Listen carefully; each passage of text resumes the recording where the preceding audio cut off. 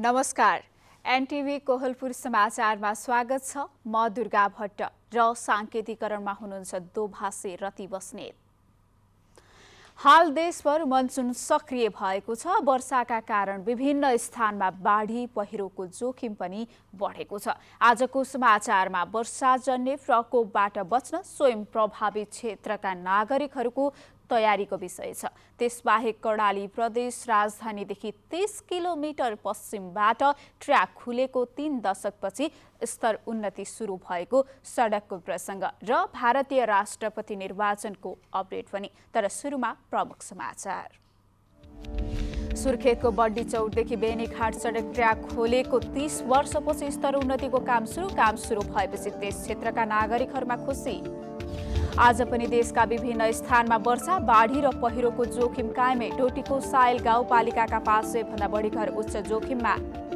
नेपालमा कोरोना संक्रमणको दर निरन्तर बढ्दै 36 जिल्लामा संक्रमण पुग्यो। पछिल्लो 24 घण्टामा 435 जनामा कोरोना भाइरसको संक्रमण पुष्टि।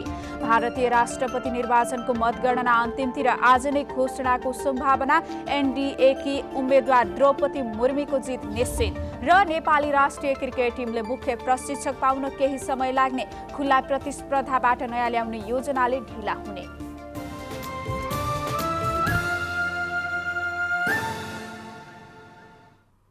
समाचार अब विस्तारमा। सुर्खेतको वीरेन्द्रनगरदेखि पश्चिम बड्डी चौर बेनीघाट जोड्ने सडकको ट्र्याक खोलेको 30 वर्षपछि स्तर उन्नतिको काम सुरु भएको छ।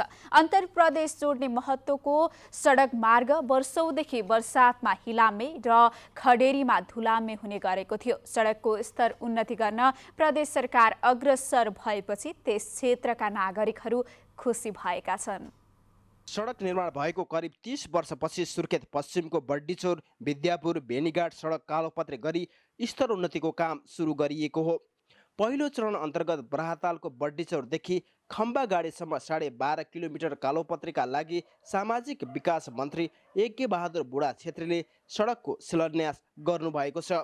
सङ्घ सरकारले सडकको स्तर उन्नतिमा ढिलाइ गरेपछि कर्णाली प्रदेश सरकारले यस क्षेत्रका नागरिकलाई सहज यात्राका लागि सडक कालोपत्रे गर्न अपनत्व लिएको हो। अब बजेटको सुनिश्चित गरेर यसलाई बहुवर्षीय हिसाबले यो सडकलाई स्तर उन्नति गर्नका लागि टेन्डर आह्वान गर्नुपर्छ भन्ने अभिप्रायका साथ हामी लाग्यौँ जुट्यौँ। सडकको स्तर उन्नति हुने भएपछि हिउँदमा धुलो तथा बर्सातमा हिलोमा यात्रा गर्न बाध्य स्थानीयवासीहरू खुसी भएका छन्। सडक निर्माणको क्रममा छिटो र गुणस्तरीय काम हुनुपर्नेमा स्थानीयको जोड छ। अब जब यो बाटो चाहिँ अब कालोपत्रे भएर जुन 30 भइसकेपछि यसका दायाँ बायाँका शाखा बाटोहरूले पनि बल्ल चाहिँ यसले चाहिँ एउटा चाहिँ गति लिनेछन्। पहिलो खण्डमा निर्माण हुने सडकको धेरै भाग बराहताल गाउँपालिकाभित्र पर्ने भएकाले यसमा देखिने समस्याहरू समाधान गर्न गाउँपालिकाले अग्रता लिने प्रतिबद्धता जनाएको छ। समग्र बराहताल गाउँपालिकाको क्षेत्रभित्र विवादित कुनै काम भएछ भने हामी चाहिँ उहाँहरूसँग समन्वय गरेर हामी विकास निर्माणका कामहरूलाई र विवादलाई रहित गरेर विकास निर्माणका कामहरू अगाडि बढाउँछौँ। पूर्वाधार विकास निर्देशनालय सुर्खेतसँग सडक निर्माणका लागि अनक जयदेवी जेबी बाँकेले 42 करोड 47 लाख 61 हजारमा सम्झौता गरेको छ। सम्झौता अनुसार आगामी 2081 असार 24 गतेसम्म सडक कालोपत्रे गरिसक्नु पर्नेछ। नेपाल टेलिभिजनका लागि मान बहादुर ओली, सुर्खेत। आज पनि देशका विभिन्न स्थानमा मेघ गर्जन र चट्याङसहित हल्कादेखि मध्यम वर्षा भयो। प्रदेश नम्बर 1 मध्य प्रदेश, बागमती प्रदेश, गण्डकी प्रदेश र लुम्बिनी प्रदेशका केही स्थानमा मेघ गर्जन र चट्याङसहित हल्कादेखि मध्यम वर्षा भइरहेको जल तथा मौसम पूर्वानुमान महाशाखाले जनाएको छ। हाल मनसुनको न्यून चापिए रेखा सरदर स्थानभन्दा केही उत्तरतिर अवस्थित रहेको छ, जसका कारण आज राति पनि देशभर सामान्यदेखि पूर्ण बदली हुनेछ। महाशाखाले जनाए अनुसार सुदूरपश्चिम र प्रदेश नम्बर 1 का 1-2 स्थानमा भारी वर्षाको सम्भावना रहेको छ। केही ठाउँमा चट्याङ सहित वर्षा हुने र केही ठाउँमा भारी वर्षाका कारण खहरेहरू बढेर बाढी आउने भएकोले सतर्क रहन सरोकारवाला निकायले सचेत समेत गराएका छन्। शनिबारसम्मै पहाडी भूभागमा सामान्यदेखि पूर्वी पूर्ण बदली रही बाँकी भूभागमा आंशिकदेखि सामान्य बदली रहने महाशाखाले जनाएको छ। डोटीको सायल गाउँपालिकामा बाढी पहिरोका कारण 500 भन्दा धेरै घर उच्च जोखिममा परेका छन्। गाउँपालिकाको वडा नम्बर 1, 2, 4, 5 र 6 मा रहेका 584 घर पहिरोको जोखिममा रहेका छन्। गएको वर्षको असोज कार्तिक महिनामा परेको अविरल वर्षाका कारण गाउँमाथिबाट पहिरो खसेको थियो। पहिरोमा परेर त्यति बेला 6 जनाको ज्यान गएको थियो। तर पहिरोका कारण जोखिममा रहेका ती बस्ती अहिलेसम्म स्थानान्तरण गरिएको छैन। गाउँपालिकाको तथ्याङ्क अनुसार वडा नम्बर 4 मा रहेका भल्मा, कुनाकाटे, घङ्गारे, बाबनसैन र डौड लगायतका बस्तीका 250 घरधुरी जोखिममा परेका छन्। त्यस्तै वडा नम्बर 5 का ढिपु र सुनीबाटा गरी 60 घरधुरी, वडा नम्बर 6 को रौकल्लाका 70 घरधुरी पहिरोको उच्च जोखिममा छन्। त्यस्तै वडा नम्बर 2 को सिरमा गाउँका 120 र घुर्केला गाउँका 34 घरधुरी पनि उच्च जोखिममा परेका छन्। वडा नम्बर 1 को कुसिना औल र छपालीका 50 भन्दा बढी घरधुरी जोखिममा परेका छन्। वर्षायाममा तराईका विभिन्न ठाउँमा पानीको निकास नहुँदा डुबान हुने गर्दछ। सरकारी निकायबाट विभिन्न प्रयासहरू भइरहे पनि यसको ठोस कार्य हुन नसक्दा वर्षेनी सयौं बस्तीहरू डुबानमा पर्ने गरेका छन्। यसै सन्दर्भमा आज हामीले डुबान प्रभावित क्षेत्रका नागरिकहरूलाई यो वर्षायाममा तपाईँले कस्तो खालको तयारी गर्नुभएको छ भनी सोधेका छौं। हेरौं आजको आवाजमा।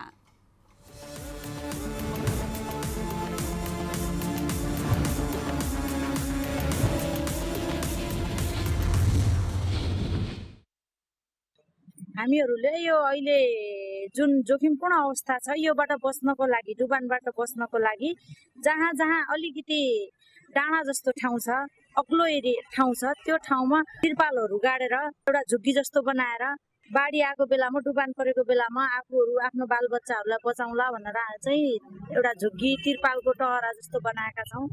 र जुन एकदमै कटान आउने ठाउँ छ त्यो कटानमा हामी सबै गाउँलेहरू मिलेर बाँसको खम्बाहरू गाडेर त्यसमा घाँसको मुठाहरूलाई राखेर सिमेन्टको बोराहरूमा माटो भरेर त्यो कटान गर्ने ठाउँबाट अलिकति पनि काट्नबाट बचाउन सकिन्छ कि भनेर लागिरहेका छौँ।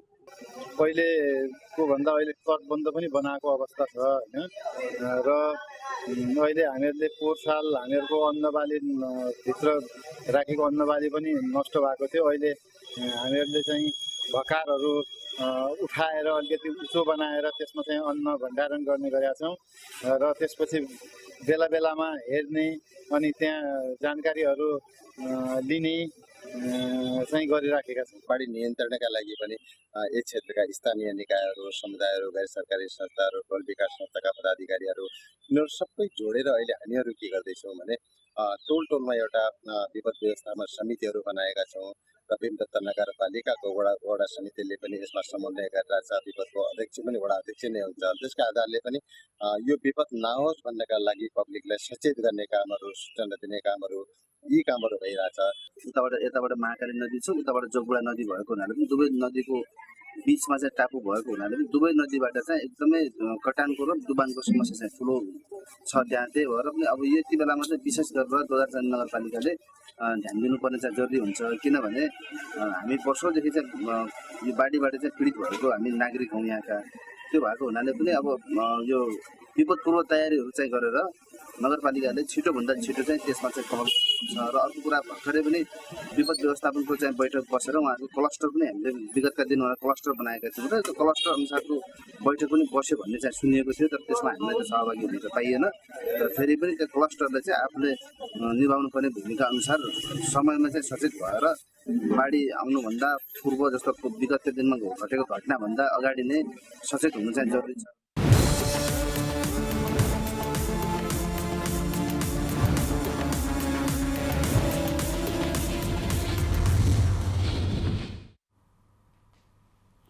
कैलालीको भन्सार कार्यालयबाट गत आर्थिक वर्षमा लक्ष्य अनुसारको राजस्व सङ्कलनमा कमी आएको छ। गत आर्थिक वर्षमा विभागले 11 अर्ब 82 करोड राजस्व उठाउनुपर्ने लक्ष्य तोकेकोमा तोकिए भन्दा 9 अर्ब 58 करोड कम राजस्व उठेको सूचना अधिकारी अम्बिका केसीले जानकारी दिनुभयो। यस वर्ष सङ्कलन भएको राजस्व लक्ष्यको 81% मात्र रहेको सूचना अधिकारी केसीको भनाइ छ। फागुनदेखि चैतसम्म कोरोनाको असर, विदेशी मुद्रामा गरेको दबावका कारण राष्ट्र बैंकले 10 वटा वस्तु आयातमा लगाएको रोक लगायतका कारण लक्ष्य अनुसार राजस्व उठाउन नसकिएको कैलाली भन्सार कार्यालयका सूचना अधिकारी केसीले जानकारी दिनुभएको छ।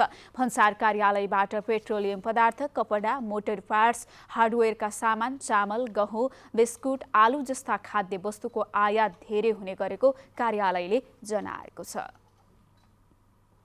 समाचारको क्रम जारी नै छ। अहिलेलाई एकैछिनको विश्राम।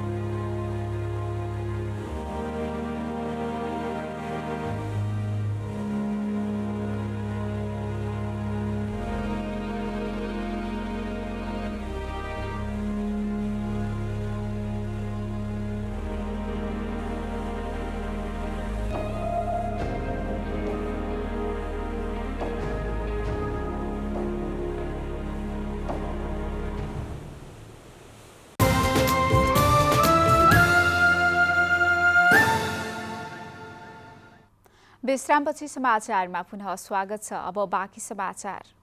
गौतम बुद्ध अन्तर्राष्ट्रिय विमानस्थलको 1 जेठमा उद्घाटन भएसँगै असार मसान्तसम्म 6320 जना यात्रुले उडान अवतरण गरेको विमानस्थल कार्यालयले जनाएको छ। विमानस्थलको तथ्याङ्क अनुसार 2 महिनामा 2923 यात्रु गौतम बुद्ध अन्तर्राष्ट्रिय विमानस्थलमा अवतरण गरेका छन्। नेपालबाट 3397 जना यात्रु जजिरा मार्फत विदेश उडेका छन्।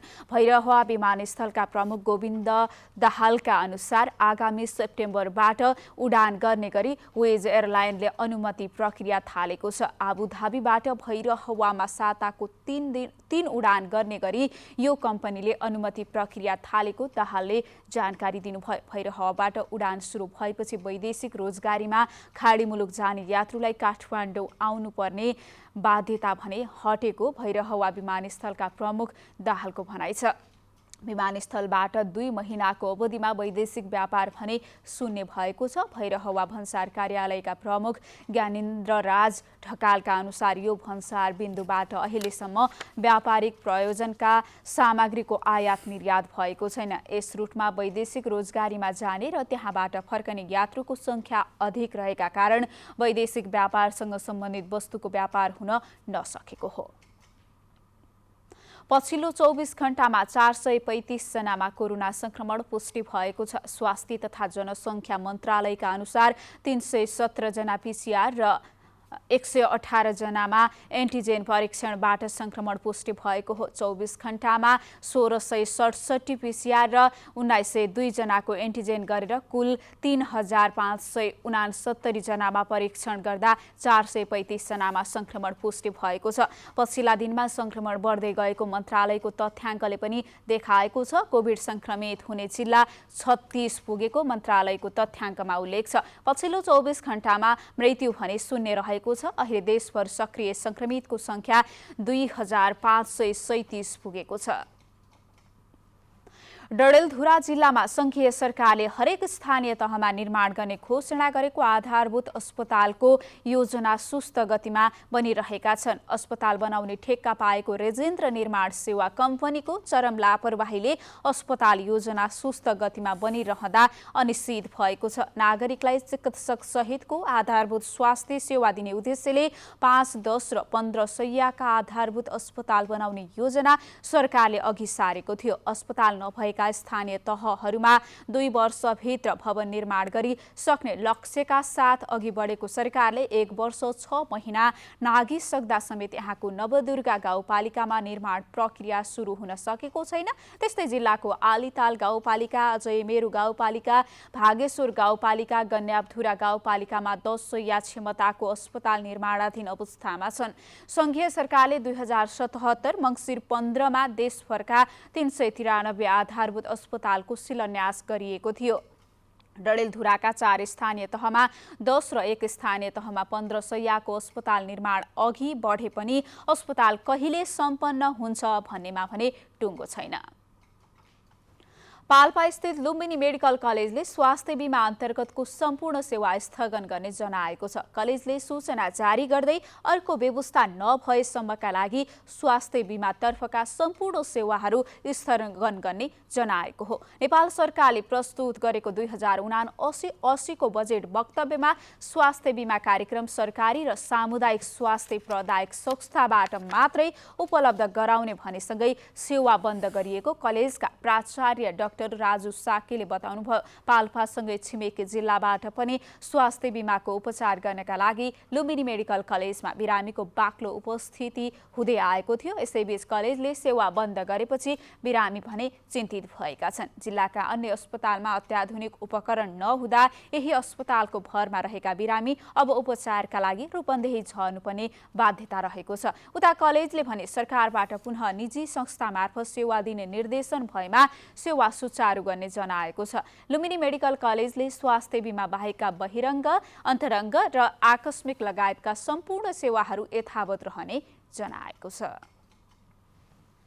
जलस्रोत तथा सिंचाई विकास डिभिजन कार्यालय रूपन्देहीले गत आर्थिक वर्षमा 76.06% कार्य प्रगति हासिल गरेको जनाएको छ। रूपन्देहीमा सञ्चालित जल उत्पन्न प्रकोप नियन्त्रण र सिंचाई विकासका लागि कुल विनियोजित बजेट 31 करोड 80 लाख मध्ये 23 करोड 58 लाख रुपैयाँ खर्च गरेको छ।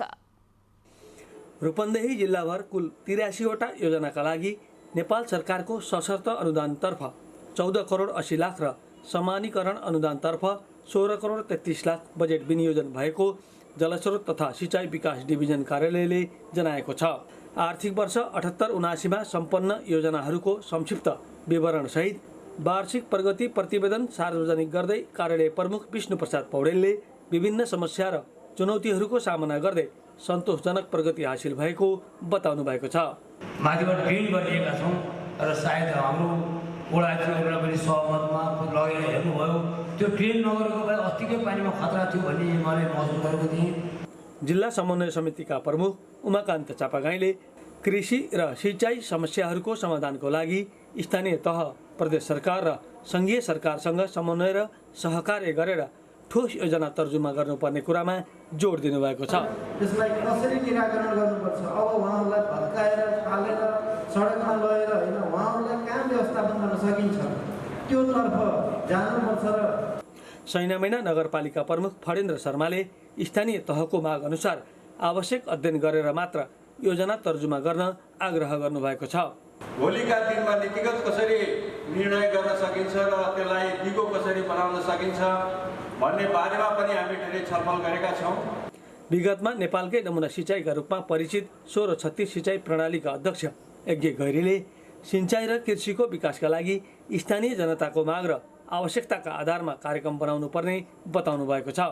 योजनाहरू जुन उत्साहका साथ सुरु हुन्छन् तर समयमा सम्पन्न हुन नसकी जनतामा निराशा छाउने प्रवृत्तिको अन्त्य हुनुपर्ने धारणा सहभागीहरूले व्यक्त गरेका छन्। कार्यक्रममा बुटोल उपमहानगरपालिका, देवदह नगरपालिका, तिलोत्तमा नगरपालिका, सियारी गाउँपालिका लगायतका जनप्रतिनिधिहरूले नदी नियन्त्रण, पहिरो नियन्त्रण र भूक्षयबाट कृषि क्षेत्रमा हुने विनाश रोक्न दीर्घकालीन योजना बनाउन आवश्यक रहेको विचार व्यक्त गर्नुभएको थियो। हरिश ढकाल, नेपाल टेलिभिजन, लुम्बिनी प्रदेश, रूपन्देही, बुटवल। समाचारको क्रम जारी नै छ, एकैछिनको विश्राम।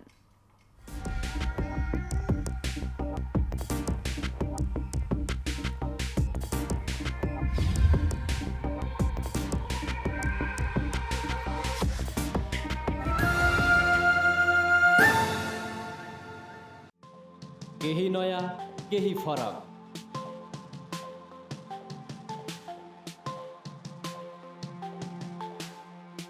राष्ट्रिय सञ्चारको मेरुदण्ड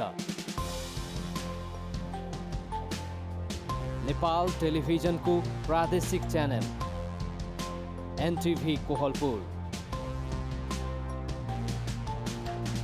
पश्चिम नेपालको लुम्बिनी, कर्णाली र सुदूर पश्चिमको एकमुष्ट आवाज। सत्य समाचार, तटस्थ विचार। कार्यक्रममा मौलिकता, समावेशिता र विकासमा विस्तार। डिजिटल दुनियाँमा तपाईको विचार र भावनालाई संसारसँग जोड्दै एनटिभी कोहलपुर। सूचना, शिक्षा र मनोरञ्जनको यो यात्रा हो समृद्धिको।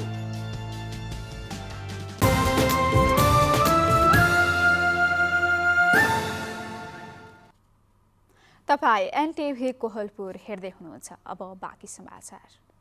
लुम्बिनी प्रदेश सभा र नेपाल टेलिभिजन कोहलपुर बीच साप्ताहिक रूपमा कार्यक्रम उत्पादन तथा प्रसारण सम्बन्धमा सहकार्य गर्ने सहमति भएको छ। चालु आर्थिक वर्ष 2079-80 का लागि प्रदेश सभाका गतिविधि तथा सूचना, सन्देश र समाचारमूलक सामग्रीहरू उत्पादन गरी नेपाल टेलिभिजन कोहलपुरबाट प्रसारण गर्ने विषयमा आज सम्झौता भएको हो। लुम्बिनी प्रदेश सभाको कुल 35,10,000 रुपैयाँको लागत साझेदारीमा नेपाल टेलिभिजन कोहलपुरले 52 भाग कार्यक्रम उत्पादन तथा प्रसारण गर्ने सम्झौता पत्रमा उल्लेख गरिएको छ। हरेक शुक्रबार साँझ 7:30 बजे प्रसारण हुने कार्यक्रमको सम्झौता पत्रमा प्रदेश सभाका सचिव दुर्लभ कुमार पुन मगर र नेपाल टेलिभिजनका कोहलपुरका च्यानल प्रमुख विजय वर्माले हस्ताक्षर गर्नुभएको छ।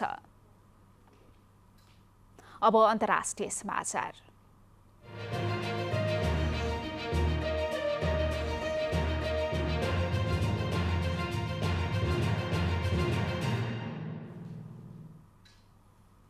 भारतीय राष्ट्रपति निर्वाचनको मत परिणाम आज घोषणा गर्ने तयारी भएको छ। भारतीय सञ्चार माध्यमका अनुसार चुनावको दोस्रो चरणको मतगणना पूरा भइसकेको छ। मतगणना अधिकारीका अनुसार द्रौपदी मुर्मुले 540 र यशवन्त सिन्हाले 208 सांसदको भोट पाएका छन्। एनडीएकी उम्मेद्वार द्रौपदीको जित लगभग सुनिश्चित रहेको समाचारमा जनाइएको छ। यसैबीच द्रौपदीको गाउँमा जितको खुसियाली सुरु भइसकेको छ। भारतीय नवनिर्वाचित राष्ट्रपतिको शपथ जुलाई 25 हुने बताइएको छ। जुलाई 24 वर्तमान राष्ट्रपति रामनाथ कोविन्दको कार्यकाल सकिनेछ। रुसले बन्द गरेको 10 दिनपछि मुख्य पाइपलाइनबाट युरोपमा ग्यास निर्यातलाई निरन्तरता दिएको छ। मर्मत गर्ने भन्दै रुसको मुख्य ग्यास कम्पनी गाजप्रोमले मुख्य पाइपलाइन नोर्ड स्ट्रिम 1 मार्फत हुने ग्यास निर्यात 10 दिनदेखि रोकेको थियो। गाजप्रोमले आज युरोपमा ग्यास निर्यात सुरु गरेको जनाएको छ। तर पाइपलाइनको क्षमताको 40% ग्यास मात्रै रुसले युरोपमा पठाइरहेको खबरमा उल्लेख छ। रुसले मर्मतका लागि नोर्ड स्ट्रिम 1 मार्फत ग्यास निर्यात रोकेपछि युरोपेली देशले रुसलाई इन्धनमा राजनीति गरेको आरोप लगाउँदै रुसको ग्यास प्रयोगमा 7 महिनाभित्रमा 15% कम गर्ने चेतावनी दिएका थिए। गएको वर्ष रुसले युरोपमा माग हुने ग्यासको 40% हिस्सा ओगटेको थियो। तर गएको फेब्रुअरीमा युक्रेनमा आक्रमण गरेको विरोधमा युरोपेली देशले रुसी ग्यासमाथिको निर्भरता कम गर्ने प्रयास गरिरहेका छन्। जर्मनीले ग्यासमा रुसमाथिको निर्भरतालाई 55% बाट 35% मा झारिसकेको छ। युरोपका अरू देशले पनि बिस्तारै रुसी इन्धनमाथिको निर्भरता कम गर्न वैकल्पिक उपायको खोजी गरिरहेका छन्। अब आर्थिक समाचार।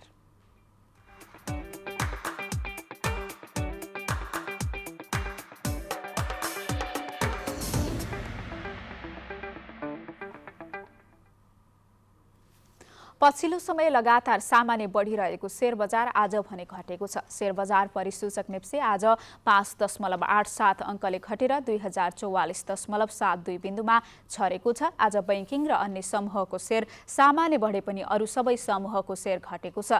225 वटा कम्पनीका 39,08,000 किता शेयर 1 अर्ब 64 करोड 26 लाख रुपैयाँमा कारोबार भएका छन्। सबैभन्दा धेरै शिवम सिमेन्टको 17 करोड रुपैयाँको शेयर किनबेच भयो। आज आज किसान लघु वित्तको सेयर झण्डै 5.5% घटेको छ। समग्रमा बजार घटे पनि सेन्ट्रल फाइनान्सको सेयर भने 3% भन्दा धेरैले बढेको छ। अब खेलकुद समाचार।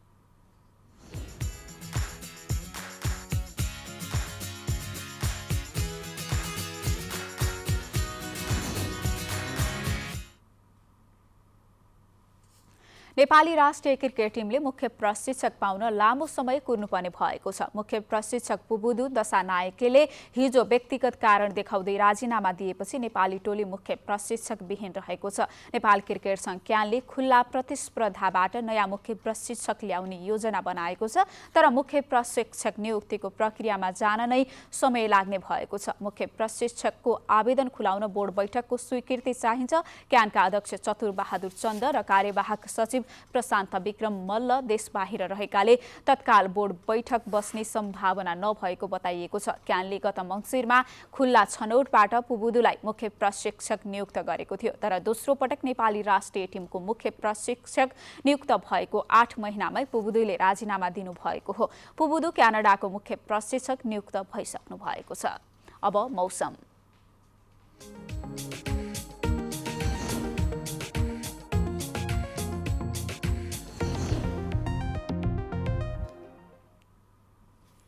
आज देशभर सामान्यदेखि पूर्ण बदली रही देशका पूर्वी क्षेत्रमा र लुम्बिनी प्रदेशका थोरै स्थानहरूमा मेघगर्जन चट्याङसहित हल्कादेखि मध्यम वर्षा भयो। आज राति पनि देशका पहाडी भूभागमा सामान्यदेखि पूर्ण बदली रही बाँकी भूभागमा आंशिकदेखि सामान्य बदली रहनेछ। अब मौसम सम्बन्धी थप विवरण।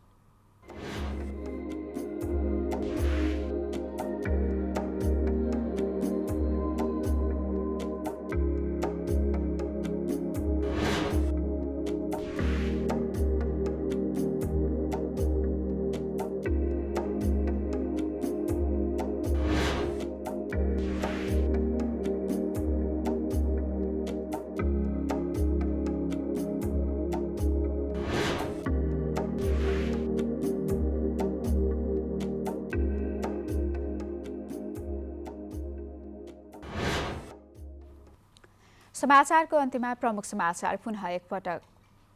सुर्खेतको बड्डी चौरदेखि बेनीघाट सडक ट्र्याक खोलेको 30 वर्षपछि स्तर उन्नतिको काम सुरु भएपछि त्यस क्षेत्रका नागरिकहरूमा खुसी। आज पनि देशका विभिन्न स्थानमा वर्षा, बाढी र पहिरोको जोखिम कायमै। डोटीको सायल गाउँपालिकाका 500 भन्दा बढी घर उच्च जोखिममा। नेपालमा कोरोना संक्रमणको दर निरन्तर बढ्दै 36 जिल्लामा संक्रमण पुग्यो। पछिल्लो 24 घण्टामा 435 जनामा कोरोना भाइरसको संक्रमण पुष्टि। भारतीय राष्ट्रपति निर्वाचनको मतगणना अन्तिमतिर आज नै घोषणाको सम्भावना। एनडीएकी उम्मेद्वार द्रौपदी मुर्मुको जित निश्चित। र नेपाली राष्ट्रिय क्रिकेट टिमले मुख्य प्रशिक्षक पाउन केही समय लाग्ने। खुल्ला प्रतिस्पर्धाबाट नयाँ ल्याउने योजनाले ढिला हुने।